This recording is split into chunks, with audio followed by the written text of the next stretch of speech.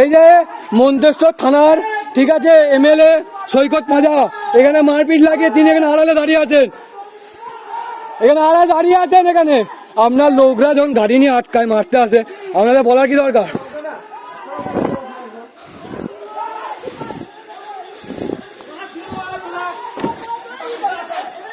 দাদা ড্রিঙ্ক করে কেন? আপনি তো দায়িত্ব মানলো। ড্রিঙ্ক করে কেন? না দাদা, আপনি ড্রিঙ্ক করলেন, আপনি তো এখানকার এমএলএ, আপনার তো নিরাপদ। দাদা শুনুন, আপনার থাকা অবস্থায় গাড়িগুলো ভাঙলো কি করে? আপনি ড্রিঙ্ক করেছেন তাই না? হ্যাঁ নামুন। এই কথা বলছেন? হ্যাঁ নামুন। হ্যাঁ ড্রিঙ্ক করে যাচ্ছেন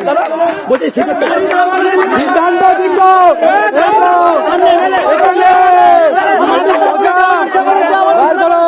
আপনার মতন মানুষ হয় না দাদা, আপনাকে প্রচুর ভালোবাসা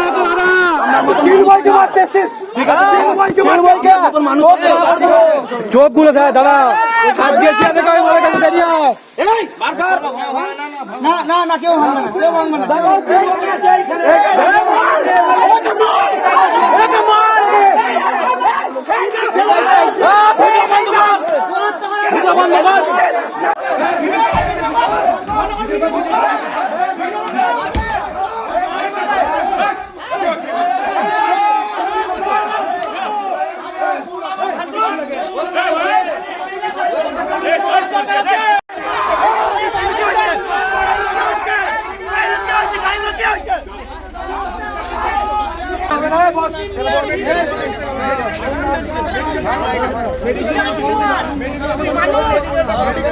তুই মুসলিম ছেলে নিয়ে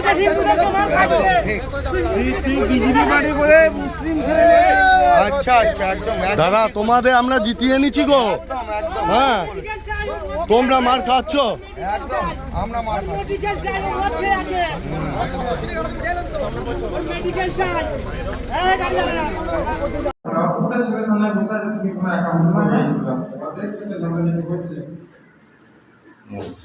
ওর কি রাগ যে মাঝের গায়ে যে অফিসটা করে দিলাম না, সে গাড়ি করে ছেলেরও না, তারপরে তো মমতা ব্যাগ দিকে। তা তুমি তো হিন্দু সংগঠনেরই কাজ করেছো, তা বলে তোমাকে এরকম মারবে?